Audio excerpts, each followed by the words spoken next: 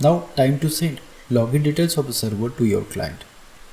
For this we have to go to the dedicatedcore.com, click on active hosting, open the VPS server. You can able to see that server details has been updated here. This means our VPS server has been set up successfully. Now go to your WHMCS dashboard, click on pending orders. Now open client detail area in new tab and also server details in new tab. First go to the client detail page and click on login to client area. Here you can able to see that the details has not updated.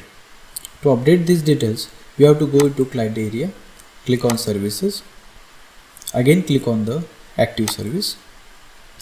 Now go to the VPS detail page and refresh the page. Now you can able to see that the all server details has been updated here.